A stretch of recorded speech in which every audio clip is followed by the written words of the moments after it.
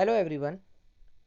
मेरा नाम विपिन दीक्षित है और आज मैं आपके समक्ष एक कहानी लेकर प्रस्तुत हुआ हूँ। ये कहानी मुझे एक रिलेटिव के द्वारा प्राप्त हुई है। कहानी पढ़कर मुझे बहुत अच्छा लगा और मैंने सोचा क्यों ना ये कहानी आपके साथ शेयर की जाए। शायद इस कहानी से आपके देखने का नज़रिया बदले और आपको कुछ नया सीखने और समझने को मिले। तो कहानी इस प्रकार है।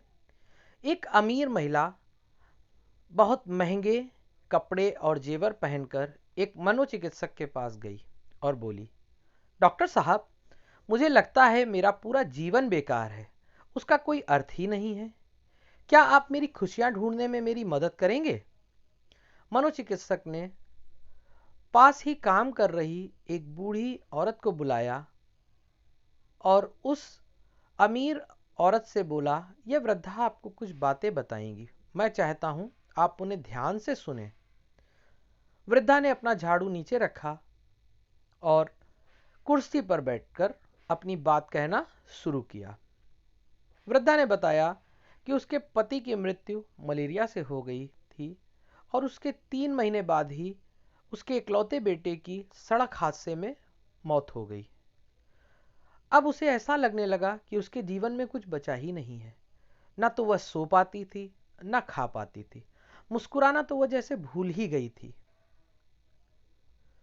वह स्वयं के जीवन को समाप्त करने की अलग अलग तरकीबें सोचने लगी। इसी बीच एक दिन जब वह अपने काम से घर वापस आ रही थी तो बिल्ली का एक बच्चा उसके पीछे लग गया। बाहर बहुत ठंड थी, इसलिए उसने उस बिल्ली के बच्चे को अंदर आने दिया और उसके लिए थोड़ा सा दूध गर्म करके उसे दिया, जिसे वह एकदम सफाचट कर गया। फिर वह उसके पैरों से लिपट गया और उसके पैरों को चाटने लगा। वो महिला बताती है कि उस दिन मुझे ऐसा लगा कि जैसे करके इस बिल्ली के बच्चे की सहायता करने से मुझे बहुत खुशी मिली है। बहुत समय के बाद वह आज मुस्कुराई थी।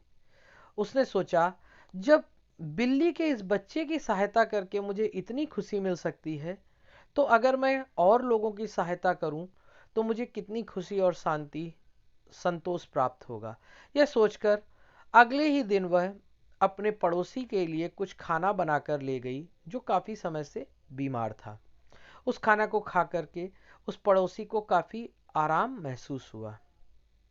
अब हर दिन वह महिला कुछ नया, कुछ ऐसा करने लगी जिससे दूसरों को खुशी मिले और उन्हें खुश देखकर उससे बहुत खुशी मिलती, संतोष प्राप्त होता और सुख की अनुभूति होती। वृद्धा की कहानी सुनकर अमीर औरत रोने लगी। उसके पास वह सब कुछ था जो वह पैसे से खरीद सकती थी, लेकिन उसने वह चीज खो दी थी जो पैसे से नहीं खरीदी जा सकती, यानी खुशी, सुख और संतोष। तो इस कहानी से हमें यह शिक्षा मिलती है कि अगर हम खुद खुश रहना चाहते हैं तो दूसरों की खुशियां तलाशने में उनकी मदद करें। हम दूसरों की हर तरह से मदद करें, जिन्हें हमारी ज़रूरत है किसी भी रूप से, उनकी अगर हम मदद करें बिना इस आशा और उम्मीद से कि इससे बदले में हमें क्या मिलेगा, तो शायद हमें भी अपनी खुशी मिल जाएगी।